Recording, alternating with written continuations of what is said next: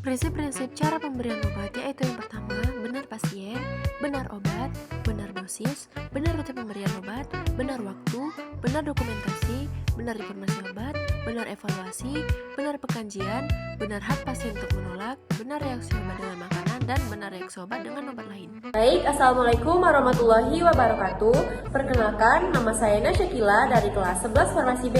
Nah, di sini saya akan menjelaskan cara pemberian obat melalui rektal, yaitu suppositoria. Sebelumnya, apa sih itu obat rektal? Obat rektal adalah cara memasukkan obat melalui anus atau rektum untuk diserap oleh pembuluh darah di daerah sekitarnya. Selanjutnya, tujuannya yaitu bisa untuk efek lokal, misalnya melunakkan feses, mengobati wasir, atau efek sistemik, misalnya menurunkan demam, memberi obat pada pasien yang tidak bisa menelan obat. Nah, sebelum kita masuk ke langkah-langkah pemberian obat rektal, selanjutnya kita akan menyiapkan alat dan bahan yang diperlukan terlebih dahulu. Yang pertama yaitu sarung tangan bersih atau steril. Yang kedua yaitu pelumas, misalnya vaselin atau gel pelicin. Yang ketiga yaitu obat rektalnya. Yang keempat, tisu atau kain kasah. Dan yang terakhir yaitu air hangat dan sabun untuk membersihkan tangan. Nah, kita masuk ke langkah-langkah pemberian obat rektal atau suppositoria. Yang pertama, persiapan pasien.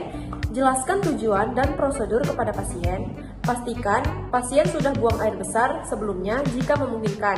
Yang ketiga yaitu atur posisi pasien, miring ke kiri, posisi sims pastions, kaki kanan ditekuk ke dada. Yang kedua yaitu kita harus mencuci tangan dengan sabun dan air mengalir. Yang ketiga, kenakan sarung tangan yang bersih atau gunakan handscoon. Yang keempat, kita menyiapkan obatnya. Keluarkan suppositoria dari bungkusnya, olesi ujung obat dengan pelicin agar mudah dimasukkan. Yang kelima yaitu masukkan obat ke dalam rektum. Nah, pisahkan bokong pasien dengan tangan kiri. Dengan tangan kanan, masukkan obat 2,5 sampai 4 cm yang untuk dewasa atau 2 cm untuk anak-anak ke dalam anus. Pastikan obat masuk cukup dalam agar tidak keluar lagi. Nah, yang keenam, tahan bokong pasien beberapa saat, 1-2 menit, agar obat tidak keluar kembali. Yang ketujuh, bersihkan daerah anus dengan tisu atau kain lembab. Dan yang kedelapan, buang sarung tangan dan cuci tangan kembali. Kesembilan, anjurkan pasien untuk tetap berbaring sekitar 10-15 menit agar obat terserap dengan baik. Nah, ada beberapa hal yang harus kita perhatikan.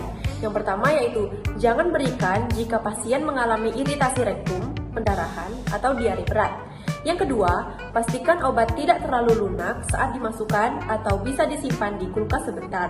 Yang ketiga yaitu, berikan dengan lembut untuk menghindari luka pada mukosa rektum. Dan yang terakhir, catat waktu dan dosis pemberian di catatan medis atau buku pengawasan obat.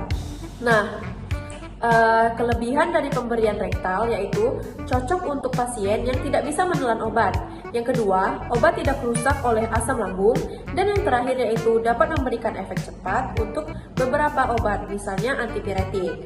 Nah, selain kelebihan, juga ada kekurangan, yaitu yang pertama bisa menimbulkan rasa tidak nyaman atau malu, penyerapan bisa tidak stabil, dan tidak semua obat bisa diberikan lewat rektum. Nah, baiklah, itulah penjelasan pemberian obat melalui rektal atau suppositoria yang saya contohkan. Terima kasih, mohon maaf bila saya ada salah kata. Wassalamualaikum warahmatullahi wabarakatuh.